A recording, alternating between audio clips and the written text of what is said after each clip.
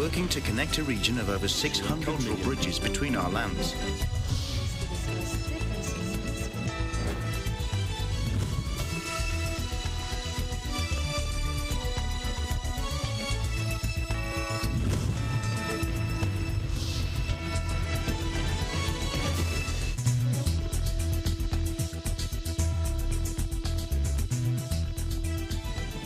Hello, good afternoon. I'm Alma Angeles and welcome to ASEAN in Focus. We're coming to you live from Manila and Thailand. Hello, Crystal. Yes, Alma. Hello, I am Crystal Mapa of ABC Thailand Bureau, and we're bringing you the news in the dynamic ASEAN region. On today's headlines. Paitongtarn Shinawat is the youngest daughter of fugitive ex-premier Thaksin Shinawat, who was ousted in Thailand's 2006 coup, and analysts say she may take the helm of being the next prime minister.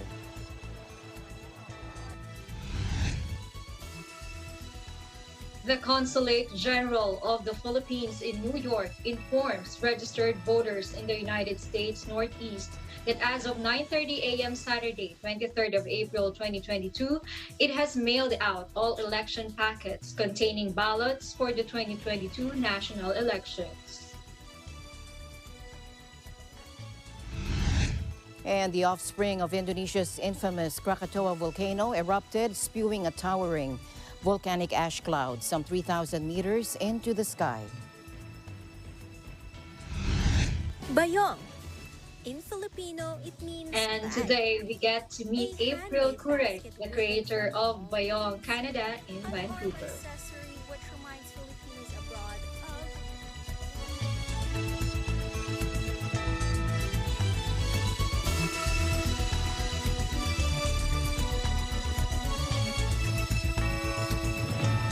First in our news, the May 9 national and local elections are fast approaching.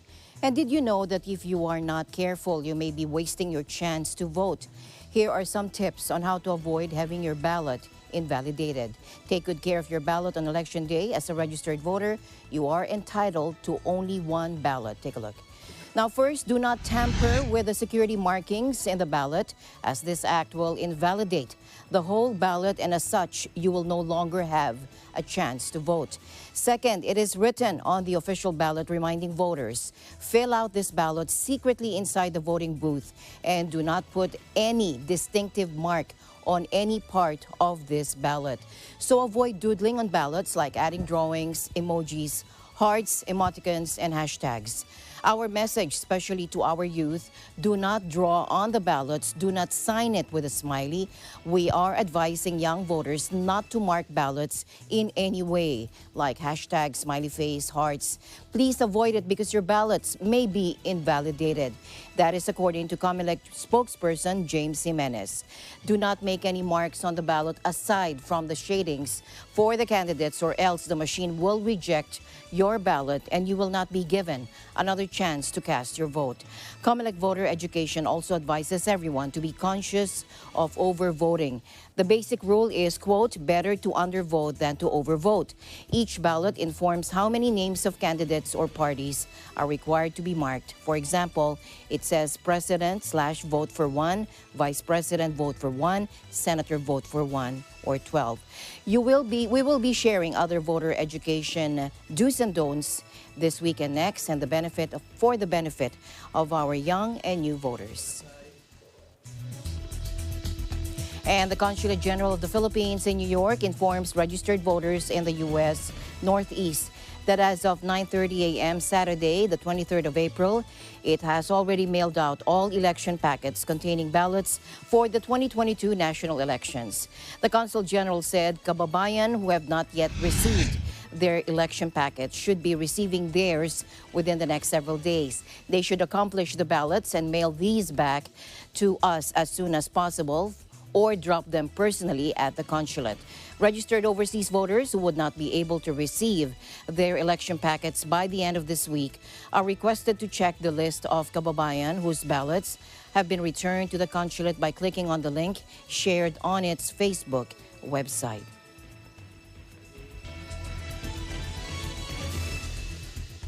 Now, overseas voting officially started on April 9 at the Romulo Hall of the Philippine Embassy in Washington, D.C., and will run for a month until May 9. And as mentioned earlier, mail-in ballots have also been sent to absentee voters. Consul General Enrich Arribas stresses that one should accomplish these ballots and send them back sooner than later. We have an update from Jeff Sanidad from our Washington, D.C. Bureau. Jeff. Exercise your right to nation building. That's the call of the Philippine Consul General in Washington, D.C. to overseas voters for the nearing Philippine national elections. Well, this is their opportunity to be part of nation building. They have the constitutional right to choose the leaders of the country, so let's exercise that right. Embassy officials did acknowledge a delay in receiving unaccomplished ballots. They say, however, there is time for Filipinos abroad to cast their vote. Consul General Enrich Arribas asked overseas Filipinos that once they receive the ballots to waste no time, accomplish them right away and mail them back or drop them off at the embassy nearest you. We would like to remind them that once they have received the ballot, to accomplish them and return them to us as soon as possible. We don't want our vote, the vote of our registered voters not to be counted just because it did not meet the deadline for us to receive them before they can be counted. So we just like to, as a message for everyone, to the registered voters, to make sure that there will be enough time for us to receive their ballots once they have received and accomplished them. He also explains the process of validating the accomplished ballots once received by the embassy. So from the time that we get the ballots from the post office, there's a drop box here at the embassy. There's a special group of election officers which would inspect the ballot envelope to make sure that that ballot corresponds to the name of a registered voter, which is included in the list of certified overseas voters, or the certified list of voters, or CLOV, which was sent to us by COMELEC, to make sure that there's integrity in the ballot that we have received. And then from that group of election officials, those ballots would now be given to another group, which will be feeding them to the vote counting machine, or VCM as we call it.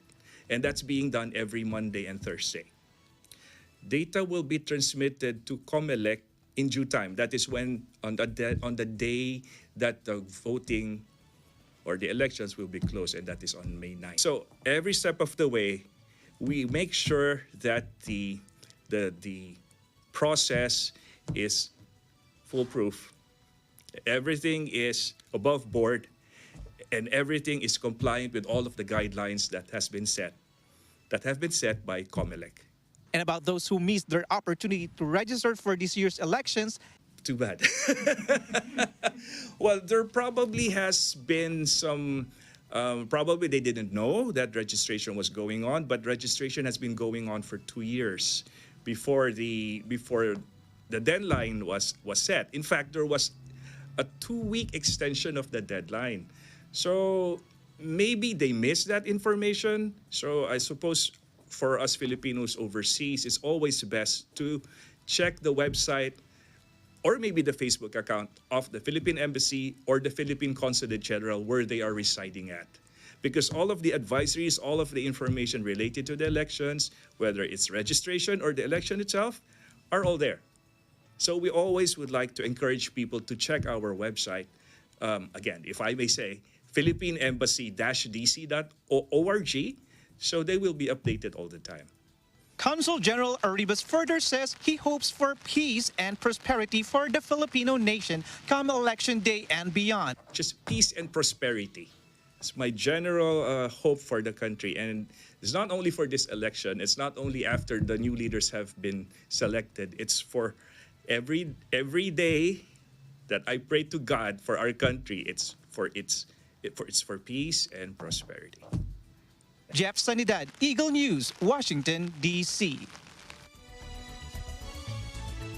Meanwhile, in Thailand, Paetongtarn Shinawatra is the youngest daughter of fugitive ex-premier Thaksin Shinawatra, who was ousted in Thailand's 2006 coup.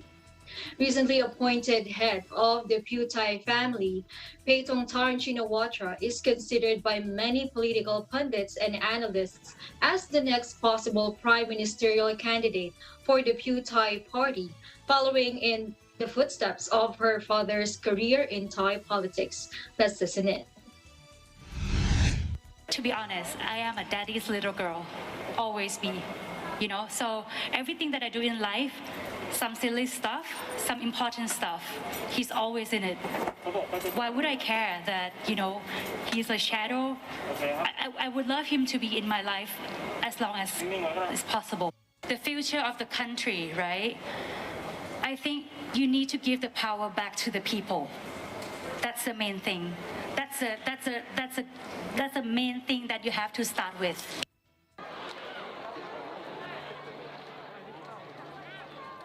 Born in 1986, Paetongtarn is the youngest daughter of Thaksin Shinawatra, a former Thai prime minister from 2001 to 2006 who was ousted by the 2006 military coup. According to the Bangkok Post, she said she will start working as a full-time member and chief advisor of Putai. However, she declined to say whether she will emerge as Putai's prime ministerial candidate. She said it would be overstepping the mark to declare herself ready for the candidacy when the party has not yet decided. In other news, French President Emmanuel Macron is set to begin efforts to unite a deeply divided nation after winning re-election on Sunday in a battle against rival Marine Le Pen that saw the far right come its closest yet to taking power. Centrist Macron won around 58.6% of the vote in the second round-up, compared with Le Pen's 41.4%, according to official results from the Interior Ministry. Macron is the first French president in 2 decades to win a second term, but his latest victory over his far-right rival was narrower than their last face-off in 2017, when the margin was 66.1% to 33.9%. The historic gains for the far right dampened the French leader's celebrations on Sunday night. Addressing supporters in the shadow of the Eiffel Tower, he vowed to heal rifts in a deeply divided country. In its relations with ASEAN, France was conferred the status of development partner of ASEAN at the 53rd ASEAN Foreign Ministers meeting on 9th of September 2020 via video conference. The ASEAN-France Development Partnership was institutionalized through the convening of the first ASEAN-France Development Partnership Committee meeting on 4th of March 2021 via video conference. The meeting exchanged views on the potential areas of ASEAN-France cooperation, including projects, activities to support ASEAN's priorities across the 3 pillars of the ASEAN community, and the implementation of ASEAN Comprehensive Recovery Framework. Police in central Paris opened fire on a car that was hurtling towards them, killing 2 people inside, a police source said on the evening of the French election. The vehicle was driving against the flow of traffic on the Pont Neuf when it sped towards the officers who opened fire, according to the same police source. 2 of the vehicle's occupants were killed and a 3rd was injured. The Paris public prosecutor, Laure Bacou, arrived around 1:30 a.m. An investigation has been launched for attempted voluntary manslaughter on persons in charge of public authority. The incident came just hours after French President Emmanuel Macron won re-election, defeating challenger Marine Le Pen in a race that saw the far right come its closest yet to taking power.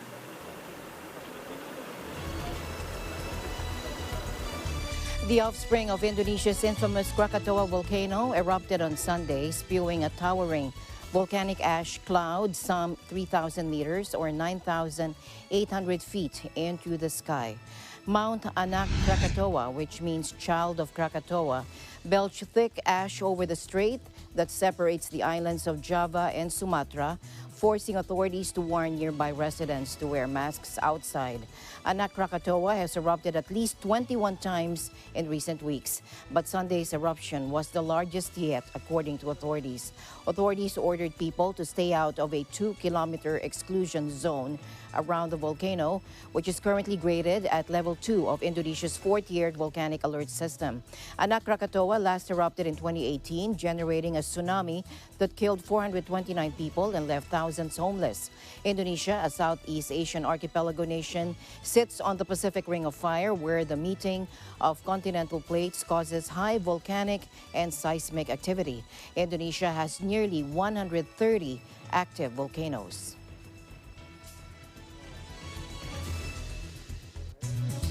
In other news, Japanese rescuers on Monday confirmed the death of a child in a weekend sightseeing boat accident, raising the death toll to at least 11 as efforts to find survivors continued.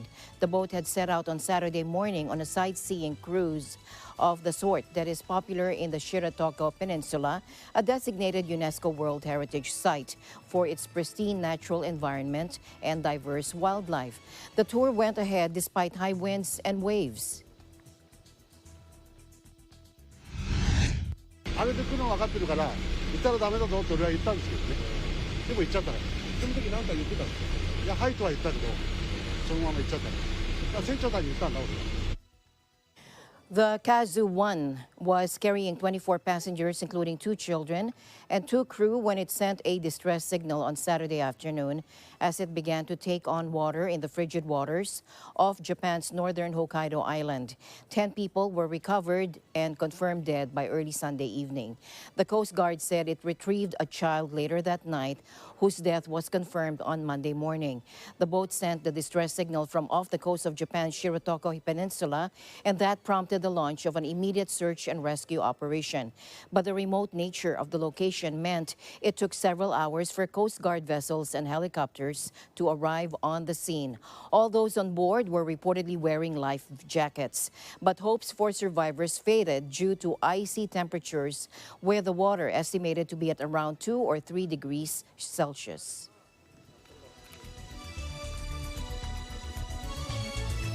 And the news continues here on ASEAN in Focus. We'll be right back.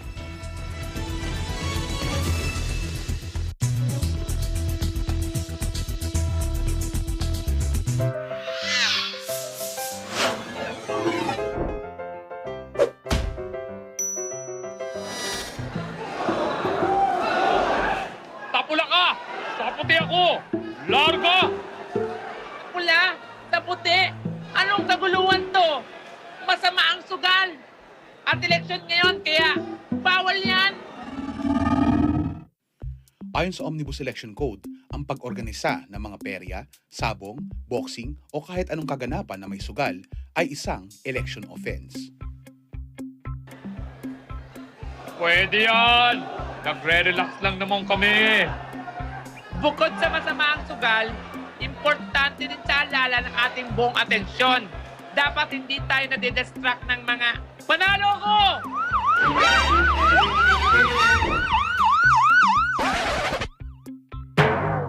Pakawalan niyo ako! Hindi na ako ulit! Ako si Mr. Bawal na nagpapaalala sa inyo na ang sugal, election man o hindi, huy! Bawal yan!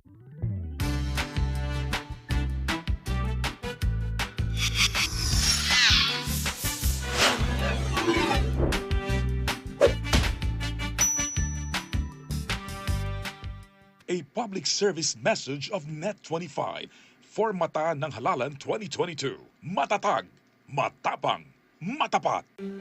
Alam namin ang iyong pagsisikap. Dama namin ang iyong mga sakripisyo. Kita namin ang pagharap mo sa bawat pagsubok. Kaya sa kabila ng mga hamon ng buhay, nandito kami para umalalay. Kasi katulad mo, gusto rin namin ang magandang bukas para sa kanya. Hatid namin ang dekalidad na edukasyon at makabagong pasilidad sa abot kayang halaga. Kaya huwag ka na mangamba, sasamahan ka namin tuparin ang mga pangarap niya.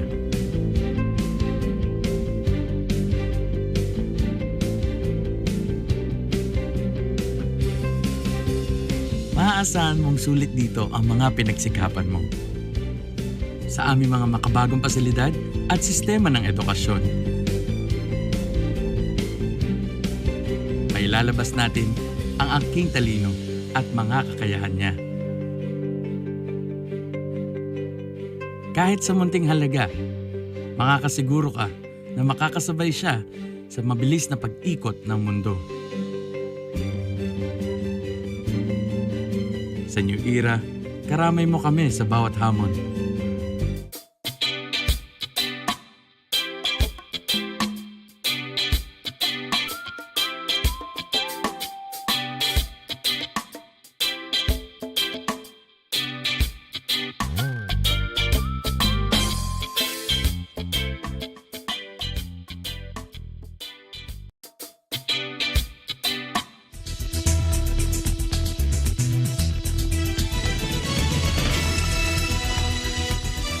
Welcome back. Thailand announced the end of compulsory COVID-19 tests for vaccinated travelers as the country steps up efforts to revive its pandemic-thumped tourism industry.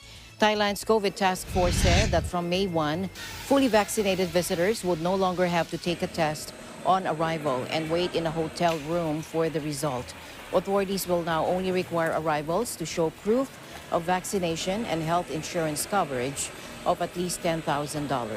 Unvaccinated travelers will either need to show a negative test result taken within 72 hours of departure for Thailand or undergo 5 days of hotel quarantine and a test. Earlier this month, Thailand dropped the requirement for mandatory pre-arrival COVID tests. Singapore will lift most of its strict virus curbs next week, according to officials, hailing a significant step towards normalcy. Authorities announced plans last Friday to lift more measures, including scrapping all testing requirements for vaccinated travelers beginning Tuesday, April 26. Daily infections and hospitalizations have declined steadily in the past week, with under 31,000 local cases or 3,100 local cases on average, according to the Health Ministry.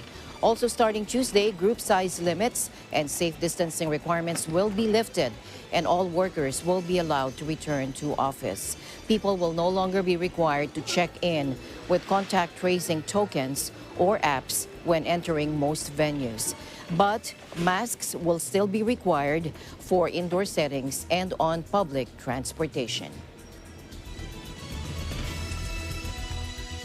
To Philippines now, where the Department of Foreign Affairs, or DFA, said a smart city built by the Korea Land Housing Corporation, or LH, will soon rise in Clark Freeport Zone.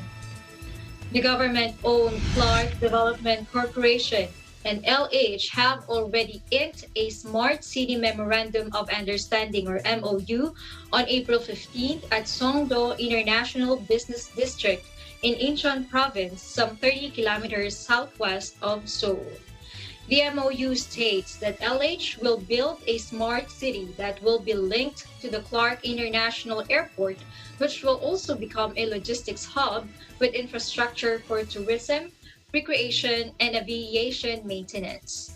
The DFA said the future smart city will use artificial intelligence and big data to process real-time information collected through sensors and allow city operators to analyze data for future plans. CDC President Manuel Gerlan looked forward to technology sharing through the MOU, especially the Korea Communications Technology Network, which will be used by LH Urban Development for the K-Smart City development. An official of the Metropolitan Manila Development Authority, or MMDA, on Friday denounced misinformation circulated by bus operators on its 10 p.m. to 5 a.m. window hour scheme, resulting in irate commuters bound for the provinces. In a Laging Handa briefing, MMDA Chair Romando Artes said some bus operators have been telling passengers who went to their private terminals to wait until 10 p.m. instead of referring them to the two land terminals allowed to operate outside the window hours. Let's watch this. Pwedeng bumiyahe. Meron naman pong biyahe talaga na nagta-terminate sa inlet at yung pong may mga QR codes ay may biyahe po papunta ng Cubao Araneta Center Terminal. So wala naman pong kalituhan dapat dyan.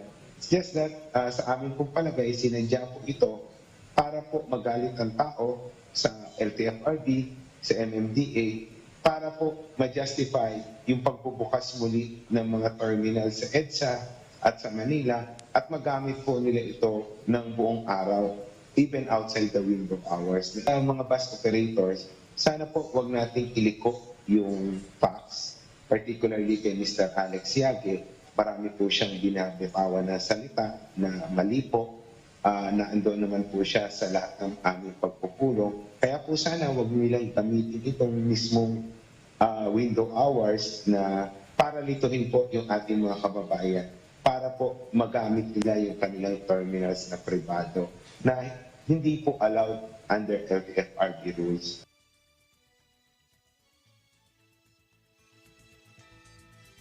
The window hours scheme, he said, came after bus operators requested that they be allowed to use their private terminals even outside peak hours. Alex Yage, the executive director of the Provincial Bus Operators Association of the Philippines, earlier said provincial buses should have been allowed inside NCR after the shift to Alert Level 1 on March 10. On the last week of March, the MMDA announced a 2-week dry run for the return of provincial buses to Epifanio de los Santos Avenue or EDSA during the said window hours. The LTFRB is set to summon provincial bus operators that did not deploy units to Metro Manila for allegedly violating permit to operate terms.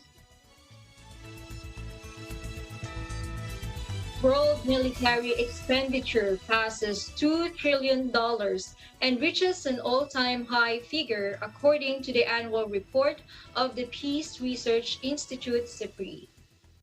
Dr. Diego Lopez de Silva, senior researcher at the organization, expects expenditure in Europe to increase again in 2022 due to the war in Ukraine. Let's watch this.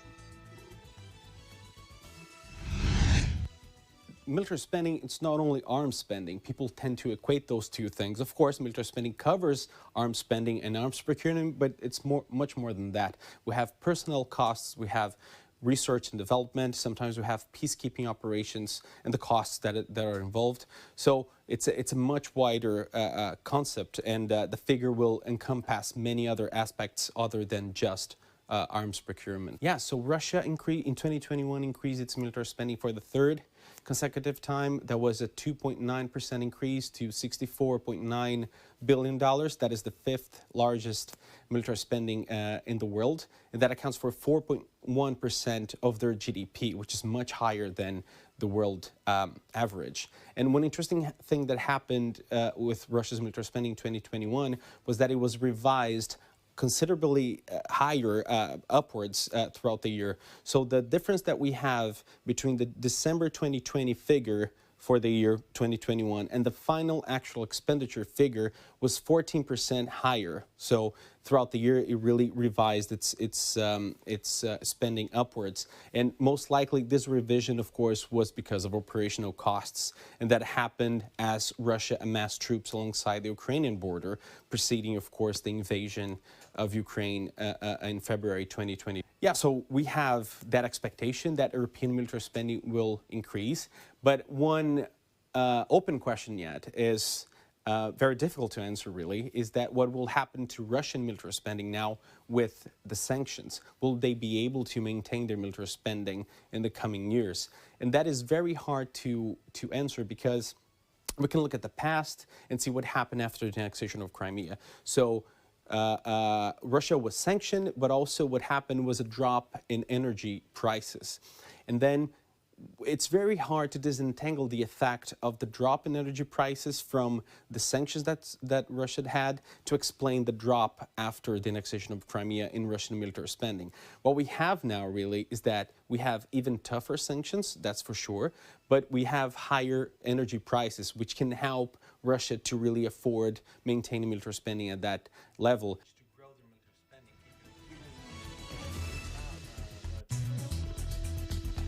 In other news, UN Rights Chief Michelle Bachelet condemned the horrors committed against civilians in Ukraine as the World Health Organization warned that it feared the worst in devastated areas of the country's east and south. Take a look. The UN High Commissioner for Human Rights, Michelle Bachelet, is urging respect for international human rights law amid growing evidence of war crimes in Ukraine. The Russian armed forces have indiscriminately shelled and bombed populated areas, killing civilians and wrecking hospitals, schools, and other civilian infrastructure, actions that may amount to war crimes. Our UN Human Rights Monitoring Mission in Ukraine has also documented what appear to be the use of weapons with indiscriminate effects, causing civilian casualties and damage to civilian objects by Ukrainian armed forces. Ms. Shamdam Sani added that more than 90% of civilian casualties have been recorded in government-controlled territories and were therefore attributable to Russian forces.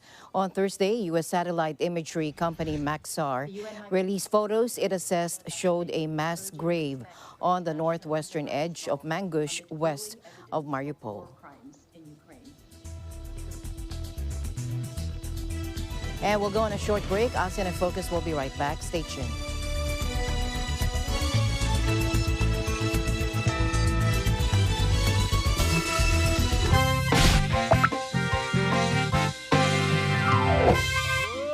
Nakalimutan mo na naman yung payong? Saan mo naiwan?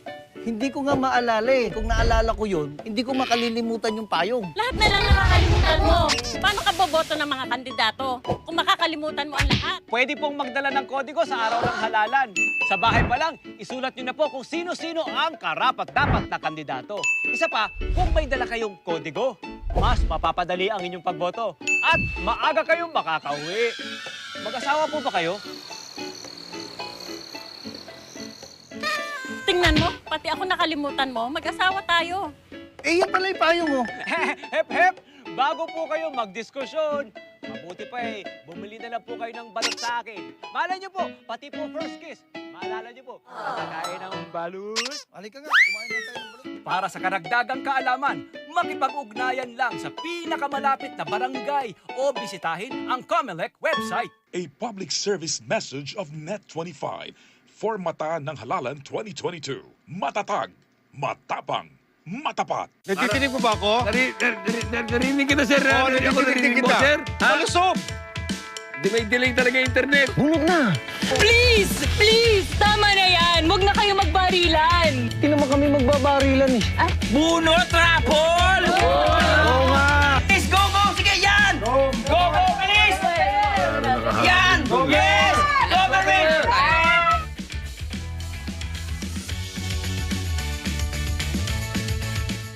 Bakit hindi mo agad pinakita sa amin yung ni Luz? Kasi gusto ko ikaw mag-isa magtrabaho para malaman mo lahat. At hindi nadadamay si Luz. Cause ano to? Ay, guys! Ayan na yung mga campaign materials mo. Mayor! Anong gagawin natin? Pangalawa lang si Sir Erwin sa survey. Boyong naman, relax lang. Ikaw masyado ka nagpapaniwala sa mga survey na yan. Tama yung sinabi mo tungkol sa pagpapatakbo ng pamilya ko sa pinagkaisahan.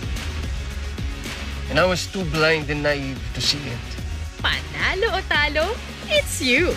Weeknights pagkatapos ng Mi Esperanza. Dito lang sa Net25, Prime Time ng Pamilya.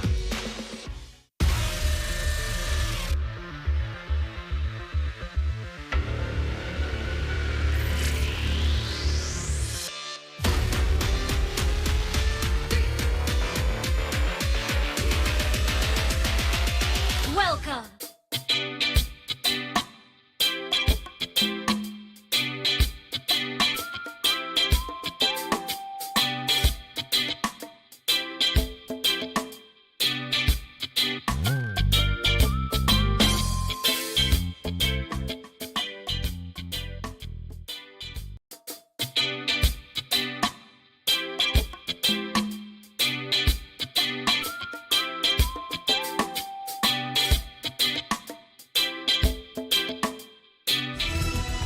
Welcome back. The 2022 Asian Games in China will go ahead. The Olympic Council of Malaysia said, denying claims that it was facing the possibility of being postponed. The Olympic-sized event is scheduled to be held in September in Hangzhou, a major metropolitan area less than 200 kilometers southwest of Shanghai. Shanghai is currently grappling with a major coronavirus emergency, with its roughly 25 million residents currently in a weeks-long lockdown as authorities try to curb an Omicron-fueled wave. An official working with governing body, the Olympic Council of Asia, who did not want to be named, had told AFP that no decision had been made, but there was a possibility of postponement. However, Olympic Council of Malaysia President Norza Zakaria disputed that. Most international sports events have been on hold in China since the pandemic, although Beijing hosted the Winter Olympics in a strict bio bubble in February. President Duterte has called for a bolder vision and urgent action to solve water-related issues in the Asia-Pacific region, saying developing countries like the Philippines still face challenges to ensure people's universal access to safe, affordable, and accessible water. In a video message during the Heads of States and Government meeting at the 4th Asia-Pacific Water Summit in Kumamoto City, the president said countries in Asia-Pacific and its partners must forge a strong alliance to address the water woes in the region. Take a look. My country is a lesson in caution and an example of the necessity for urgent action. Despite the abundance of water in my country, there remains an enormous challenge to ensure our people's universal access to safe, affordable, accessible water.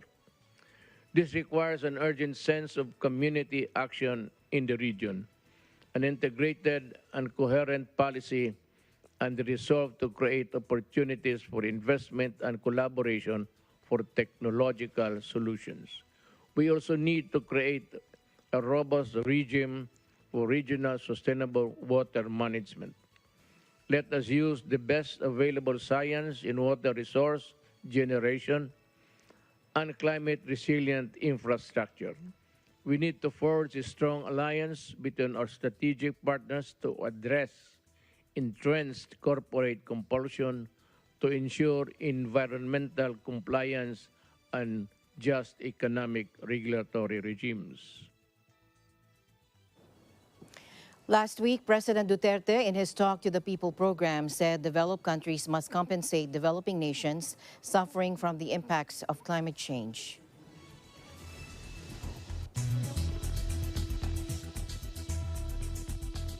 In other news, Earth Day is being observed around the world. Take a look. The Wildlife Conservation Society, or WCS, and Cambodian government officials celebrated Earth Day on Friday night with a fashion show presenting innovative outfits made from recycled waste such as plastics, cement sacks, and cardboards. Models showcased 8 outfits inspired by critically endangered species from around the Tonle Sap, the largest inland fishing area in the world. The Tonle Sap is a source of subsistence and survival for more than 1 million Cambodians living on or around the lake. But water levels have plummeted and fish stocks dwindled because of climate change and dams upstream on the Mekong River.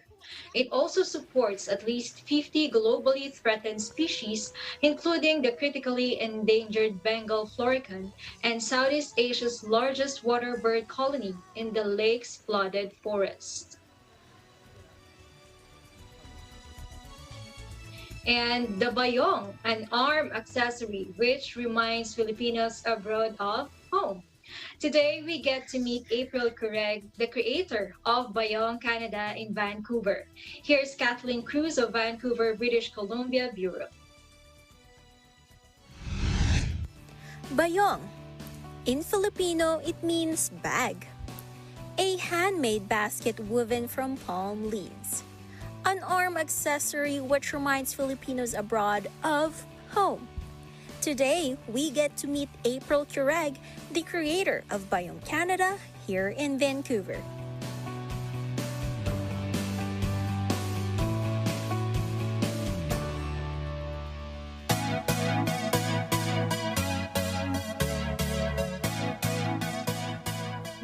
came here 2014, that was July, me with my 3 kids that time.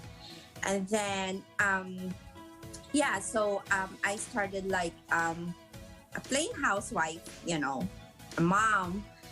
And then after that, I realized that I need to work because living here in Canada, it's hard. As a working mom, April realized that abroad, having only one job will not cut it, especially if you are trying to sustain a family. When I was in college, I really, especially the abaca fibers, I already used those bags when I was in college. I contacted one of my friends and I'm like, at first it's like only a pure business, like to add on, put food on our table and then add on to for the rent, for the bills.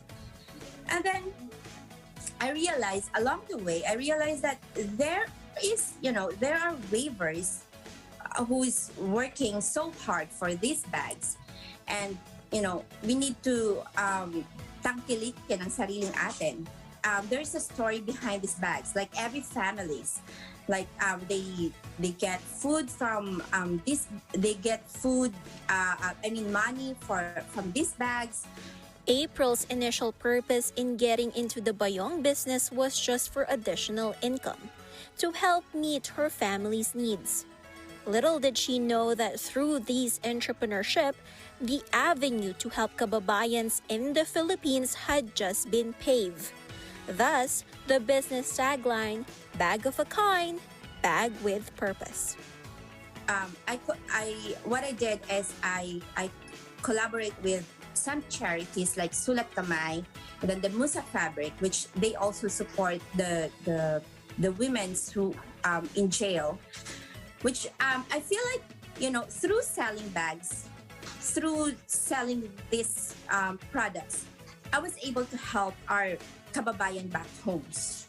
And not only that, like I have resellers all over Canada, every province.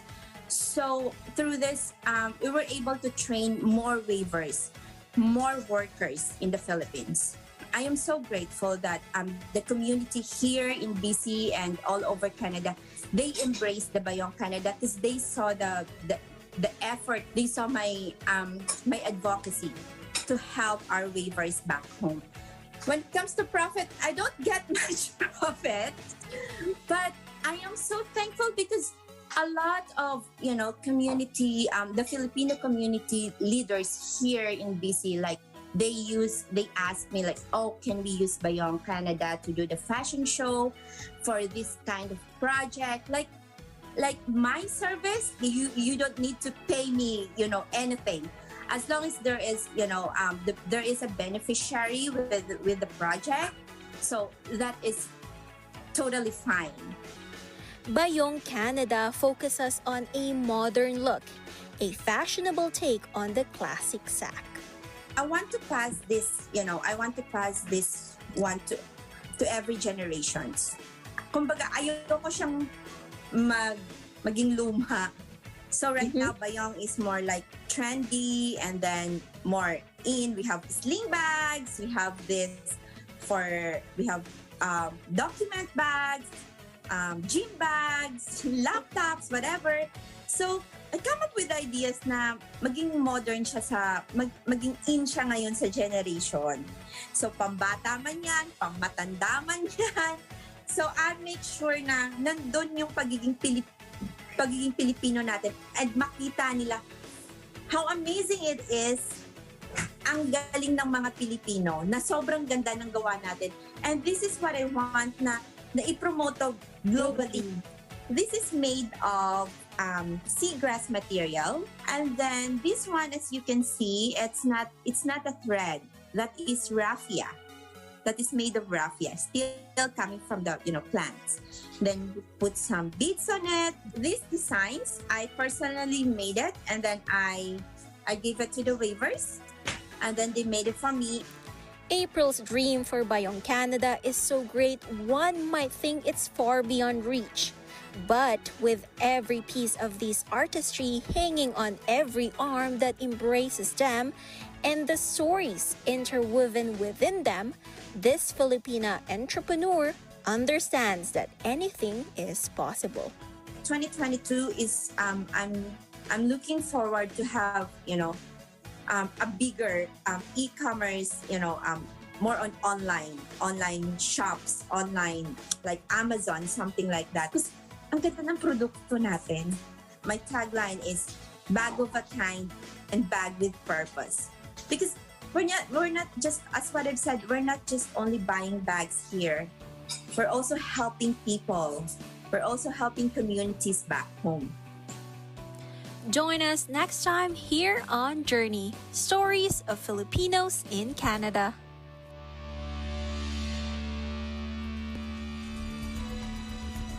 Thank you, Kathleen, for that news. And thank you, Cristel, for joining us today here on ASEAN in Focus. And happy birthday. Happy birthday to you, Cristel. Thank you so much, Alma. Thank you. And thank you for the greetings and to all the ASEAN Bureau who greeted me today. And that's the latest news in the ASEAN region. Thank you for joining us today here in ASEAN in Focus. This is Cristel Maba of ABC Thailand Bureau, and we live in extraordinary times. Thank you, Cristel. Happy birthday again on behalf of EBC and Net25. And we'll see you back tomorrow, same time, same place. I'm Alma Angeles. And we live in extraordinary times.